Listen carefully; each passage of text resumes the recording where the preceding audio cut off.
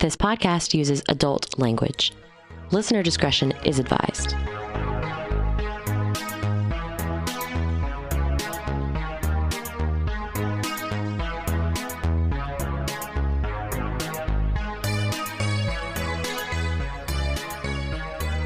This is Kevin. And this is Elisabeth. And this is the LessThan83 Podcast. Welcome back, Elisabeth. Good to see you, Kevin. Good to see you too. And we have an interesting topic today. What are we talking about? Yeah, we are going to talk about polyamory, or more specifically polygamy, in several different religions today. And we wanted to add a little disclaimer that we are not experts on all of these religions, most of these religions that we're going to discuss today, but that we've done research into these topics, and we are certainly open to feedback from people who are more knowledgeable on these specific paths, especially in regards to polyamory and polygamy, but that we are not the end-all be-all on information on these topics. So this might be our first topic where we're touching on polygamy and plural marriage, and as well as like unethical non-monogamy, like forced non-monogamy in some cases. Is that right? Yeah, definitely. I think it's important and interesting topics, and definitely related to polyamory or multiple consensual relationships for sure. So we're going to talk about it today. So where are we kicking off this with? Well, let's start with Islam. I lived in the Middle East when I was younger for a year and a half, and it was a very interesting time. I learned a lot. And one of the things that I learned during that time was that it is allowed per the Quran for Muslims to have up to 4 wives, or Muslim men. And the main stipulation for that is the requirement that he treat them all equally, like exactly equally. So the same like financial support, the same if they each have their own house, which they often did in bigger families, then they were to be like the same size of house, the same treatment, like across the board. So I thought that was interesting. Mm-hmm. And actually the school that I went to was on a compound of 5 buildings, a big one and 4 slightly smaller ones. And it had belonged previously to a man and his 4 wives. So I literally lived in a compound that was originally polygamous. And I think that the fairness really appeals to me in that regard, although, there's certainly nothing wrong with having hierarchical relationships if you choose to do that. But I do like the idea that Islam specifically states that they need to be fair and treat all their wives equally. A lot of the reason for this type of polygamy was theorized to be that a lot of men were dying in battles or war and in general, and so they needed these women to be taken care of and their children. So they were like, well, then it makes sense for a man to be able to marry multiple women so he can take care of them. So again, kind of like the fairness aspect. I didn't personally meet any Muslim families there who were practicing polygamy. It's sort of fallen out of fashion in recent times. It's less common, as I understand, in Islam overall than it used to be. But Islam has a long and interesting history that listeners should feel free to look into if they want. And basically, it's in their original holy text that you can have up to 4 wives. But of course, the women can only have 1 husband. So most of the religions we're going to talk about today are balanced in that way, or unbalanced, shall we say? Yeah. And let's look back a little bit and maybe go over some of the terminology we're going to be using today. Oh, yeah. Yeah, so polygamy is a type of plural marriage, which is just an allowance for marriage between multiple people. And in a legal sense, in the US, for example, where Elisabeth and I are now, it is illegal to have multiple legal spouses, although there are practices among individuals of different religions, as well as practices of ethical non-monogamous folks to have multiple marriages that are not legally recognized. They may be even secret. That's true. I guess it's considered bigamy if you have 2 or more spouses that you try to marry, like in different states or something. Although I don't see how you wouldn't get caught these days with the way the legal system is set up. But yep, totally illegal here. But I know plenty of people who have multiple marriages that are official in every way except legal. Mm-hmm. So they may have a full wedding ceremony and call both of them their spouses, etc. And in polygamy, you have polyandry and polygyny. polyandry is the ability to have multiple husbands, whereas polygyny is having multiple wives. Yep. And speaking of polyandry, I have watched a couple documentaries recently on certain small towns or villages in like India and Nepal and China where they traditionally practice polyandry. So the woman has multiple husbands, but it seems to be in isolated cases, at least these days. So that was almost not worth a whole section because it is much more rare, I feel like, than the other way around. Yep. And if you're not familiar with polyamory, what me and Elisabeth practice, that's just the ability to have multiple loving relationships. Yep. And usually there's not a gender restriction on there unless it's one penis policy, which we have an episode on, I believe. Yeah, it's a part of the episode 2 on unicorns. So you were saying that this was common, or at least something that was present in the Quran. What other religious institutions, or how else does polygamy show up in other religions? Mormonism is very interesting. It has a long, complicated history of changes regarding the Church of the Latter-day Saints' opinion on or stance on multiple marriages. But there was certainly a time where it was definitely accepted and even considered to be part of being extra holy and getting into heaven in like an extra better way. Again, not an expert, but this is what I'm understanding. And actually, I did a lot of research into Brigham Young, who was very important, and he was considered the most famous polygamist of the Latter-day Saints movement, probably altogether. He had a total of 55 wives, and the age at which he married them ranged wildly from 15 to 65. And what I found most interesting was I had always assumed that in Mormonism, women were not allowed to have multiple husbands, but I learned that 6 of his wives actually did have other husbands. And that surprised me. So I was like, okay, I learned something new. That's cool. So in a religious setting, it's always going to be specific regarding why multiple marriages are allowed. Usually, like in the Quran, it's about charity mostly and taking care of people, which I think is cool. And in Mormonism, it's about getting that extra level of being closer to God or the divine image. And so the traditions or the rules for each of these are going to vary, of course. But I just thought it was really interesting that 6 of his wives, and divorce apparently was fairly accepted, at least during this time as well. 6 of his wives were divorced. And he ended up divorcing, I think, 10 of them. Yes, he ended up divorcing 10. So. And what time period is this roughly? Oh, that's a great question. When Brigham Young was around and doing plural marriage? Yeah, Brigham Young was alive from 1801 to 1877.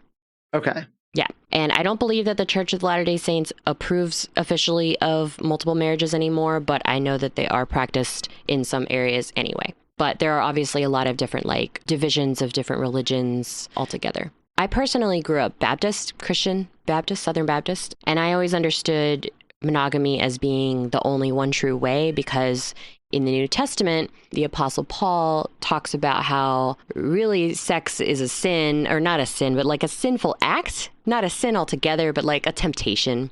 And if you're weak enough to fall into that pit, I guess, then you should get married because that's the most, moral way in that regard in Christianity to handle it.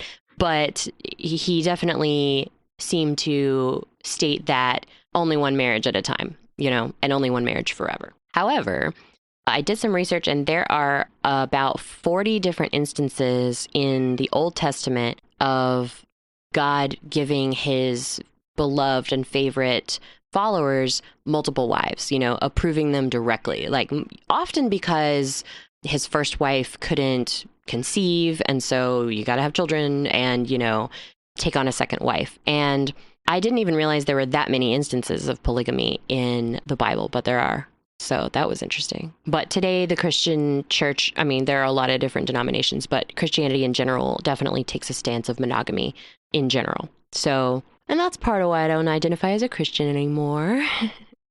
It is really interesting considering the past and the Old Testament versus contemporary Christianity. Obviously, religion and religious people change over time.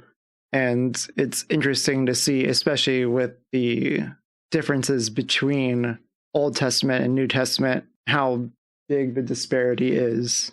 Definitely. There's a lot of difference in practices and rules, but that's because the New Testament was kind of like the retcon to the Old Testament. It was like Jesus came and changed everything, and now there are a lot fewer rules, but the rules that exist are, required. At least that's as I understood it being raised as a Christian. But at 18 years old, I walked away from Christianity and chose to explore other paths, and pretty soon settled on paganism, which is a really broad term for basically any earth-based religion that is polytheistic. So multiple deities are accepted. Pretty much all deities are accepted as part of paganism. And that suits me, and it makes sense because polyamory came very soon after, actually roughly around the same time for me. And it makes sense to me that you could love multiple gods or work with multiple gods and also love multiple humans. That just makes perfect sense to me. Polyamory is very accepted in most pagan circles. I don't know of any pagans who would be like, polyamory, that's disgusting. I know a ton of polypagans, and I'm a polypagan, and pretty much in paganism, it's like very queer friendly usually in most circles, and doesn't have an unbalanced set of rules or expectations where like men can have multiple partners but women cannot, or something like that. So I really like the way that polyamory and polygamy is done in pagan circles. A lot of P's here. And that's been my experience in the last 13 or so years of my involvement in the pagan community, is that they're very accepting of polyamory. And all the research I did was like, yeah, we are. Just confirmed that for me. Well, that was all great information, Elisabeth. Thank you so much for doing that research. If anybody in our audience wants to hear more about any specific aspect of this, or they have personal experience or personal expertise, we definitely want to hear from you. Please reach out. It helps us out a lot to know what our listeners want to listen to. And we'll be back with another segment.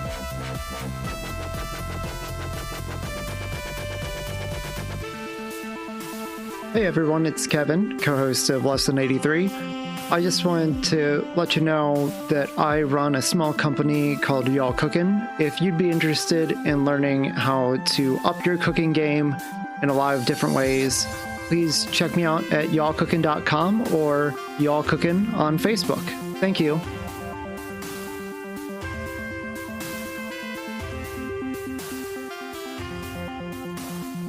All right, welcome back. Hello. All right, so we wanted to talk a little bit about this idea of sanctity, mostly because we couldn't come up with a better term that we liked better. Yeah. About like what we meant by this. So kind of what we're talking about today is the idea of things that you hold very specifically special to a particular relationship, or maybe even set of relationships, at the exclusion of others. So this could be a specific, well, for monogamous people, it could be sex or romantic relationships.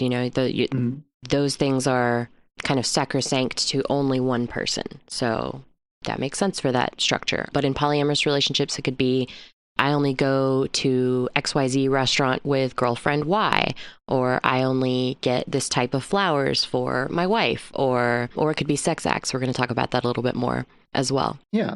And I think the two we see the most are fluid bonding and the idea of the marital bed. And people don't have to be married to be, have the marital bed as a concept. I'm sure there are other terms for it, but that's the best I can come up with. But the bed where you share with your nesting partner? Yeah, your nesting partner or your primary partner or whomever you're living with, where it's a bed that you share for sleeping in and also exclusively for you and your partner for sex. So why do we have these kinds of excerpts cut out into our relationships at times? Like, does everybody do it, or is it something that only some of us do? It depends. Like in many polyamorous relationships, and in every relationship is structured uniquely. Every relationship has unique details and ideas about sanctity. I think that sanctity is a more common concept enforced in hierarchical structured dynamics where there's a primary, secondary, or specifically delineated roles or time spent together in your life. I think the opposite end is definitely more relationship anarchy, where people try less to put rules up about sanctity and more negotiate as the relationship goes on. And they focus a lot on lack of ownership and on individual responsibility and personhood. So I think both and the whole spectrum is, of course, viable and doable in relationships as long as you negotiate with your partners. So that's really what it comes down to. But it can be a way to mitigate insecurity sometimes, or to feel special, even if you don't have a hierarchy. You know, if your favorite color is red and you know that your partner is getting you red things because they know that's your favorite color. But what if your metamor's favorite color is also red? So, you know, that's part of what we're discussing here today. Yeah. And so it can be a little bit more of a impact on either our physical or emotional safety when it comes to things like the marital bed or fluid bonding. Oh, yeah. And so let's start off with those concepts. So it's not uncommon in non-monogamous relationships, especially like you were saying in hierarchical ones, where having a specific spot where you and your partner sleep in be off limits for sex for anyone other than you and your partner. Mm-hmm. I have heard that a bunch. Yeah. And that can be a really valid and important thing to hold specific spaces for you to be able to retreat to be able to find safety and comfort in, knowing that it's yours and yours alone. It can be a personal icky factor where you don't want to have to be in the presence of other people's smells, bodily fluids. Otherwise, even if sheets are changed and that kind of thing. So there's both an emotional, psychological, and physical component to that kind of stuff. Sure. And the times where I would say you might want to investigate how important it is to you, especially if you are poor, if you are somebody of limited means, you're dating another person of limited means, it means that going to a hotel is probably out of the question. It means that going to someone else's house, if your partner is also poor and in a similar circumstance to you, or maybe they live with their parents, and so like being over at their house and being intimate is off the table. Or other partners or roommates even, it just depends. You don't want to expose yourself to additional risk if you're in the US, for example, for being charged with a crime, for being out in a car having sex. These are things that you should weigh and find out what's important and be able to make space and accommodation for full, fulfilling relationships, while also at the same time preserving things that are important for your emotional and physical well-being. Again, if you are poor and your partner's on a date at your house and it's COVID times and you don't have anywhere else you can or are allowed to be, that's a tough spot to be in. And if your partner wants to connect with somebody sexually, you have to find compromises that work for your relationship to be able to allow them to express the full amounts of their relationship that's practicable, as well as be able to find safe space that you can retreat to and be comfortable in. And I've run across this in my relationships before. Like my partner didn't have a lot of ability to be out of the house sometimes, and they didn't want me to have sex in the home while they were present. And they weren't dating very many people. So it wasn't like I had a whole lot of opportunities, even though her and I shared separate rooms and had our own beds that were distinctly ours to do what we wanted with. We still shared space in that way. And we had to come up with ways around it. And so we were able to do that in our own way. And for fluid bonding, no matter what we think about, fluid bonding is an additional risk vector for contracting STIs. Kind of like what we've talked about in previous episodes, you're never immune from contracting an STD if you're sexually active with anybody else. But everything that we do is in order to bring ourselves in line with what we feel comfortable with as a risk profile. Mm-hmm. Safer sex. Yeah. And so whether or not you fluid bond with other people is in part a practical concern for you and your partner, but also a part of your own healthcare concerns and a part of your risk profile. Absolutely. And fluid bonding is something that polyamorous people tend to wait a little while before they're, everybody's different and everybody's risk profile is different and everyone has different ideas of what their safest sex practices should be. And I'm usually the one good about calling you out on this kind of stuff. I didn't define what I meant by fluid bonding, even though it's a term. Fluid bonding is having oral, anal, or vaginal sex or any other sort of similar sex act without the use of barriers. Mm-hmm. So obviously the risk factor goes up. And polyamorous people, as we've talked about before, tend to get tested pretty regularly. And me and most of my friends tend to get tested every 3 to 6 months, depending on our partners and our risk profile. So, it's just one of those things when you're talking to a poly person, for really any relationship, you should talk about STI testing and barriers, and definitely figure out if you're on the same page in that regard. So I think that makes sense as a sort of sanctity thing to be held just for your own health, not to mention your other relationships and partners, but definitely your own health, and know your risk factors, know your body, and do the research, and, but it is definitely a common thing to be held as a sanctity item. So I know you had mentioned before that you had some circumstances where you had similar restrictions in your relationship. Why don't you talk about those for a little bit? Sure, yeah. I mean, I've had the idea of sanctity in my relationships in a variety of ways, and my relationships have been structured a variety of different ways over the past 12-ish years, 12, 13 years that I've been poly. So at one point, I engage in a variety of BDSM, DS dynamics, dominant submissive, throughout my adult life and my entire polyamory journey. And so some acts of BDSM, some types of play were, according to my own negotiations with my partners, were kind of a sanctity action or type of play between just me and a specific partner. And it was different for each partner because, again, every relationship is unique. And I've also been in relationships where, like, we had a special restaurant that we would go to for like many, many years in a row.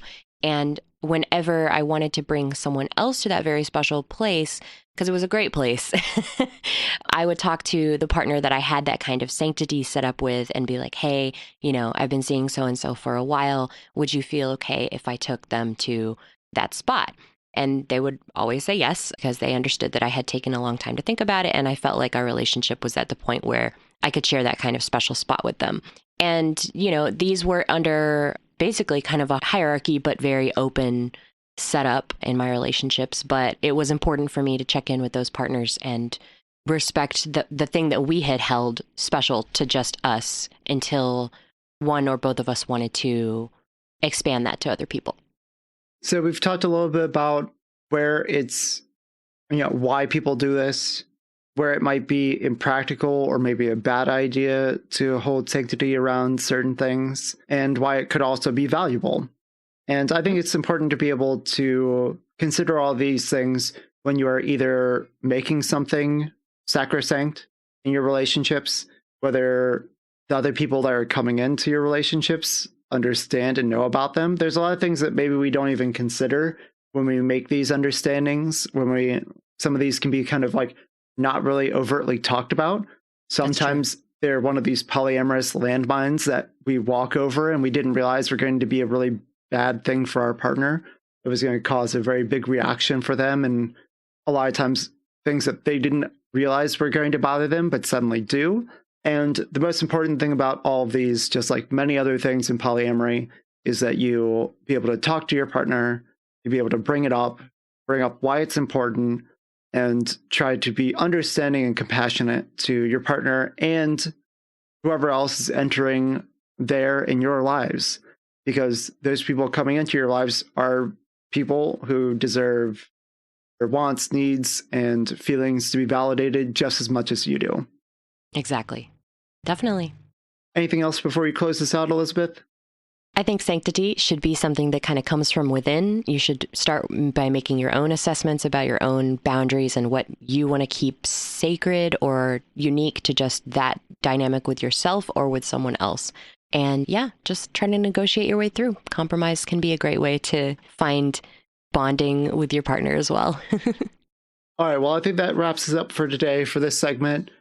Please, as always, contact us. We're really in need of support, both by sharing this podcast with your friends, as well as if you want to and you're comfortable doing so, financially supporting us on Patreon. So please consider to do that, and I hope you guys have a great rest of your day. We want to give a quick shout out to our first patron. They haven't given us consent to say their name, so we just wanted to thank in general. We had one person sign up at the expert communicator level. Patreon is a place where you can financially support this podcast. It does cost us money to be able to have the equipment and server space to be able to host the podcast. So if you want to be a polywog at $5 a month, a compersion captain at $10 a month, or an expert communicator at $30 a month, please feel free to throw us a little bit of money. It would go a long way to be able to help us cover the cost of this podcast and help me compensate my co-creators. You can find us on Twitter, through email, or on Reddit. To submit your questions or to recommend topics, please reach out to our contact info in the show notes. This episode was edited by Jackson Menton, music by Antilude, and logo design by Carmen Bolding. We're a new podcast, and therefore sharing this with your friends or family members could really help us out. Please share. Sharing is caring.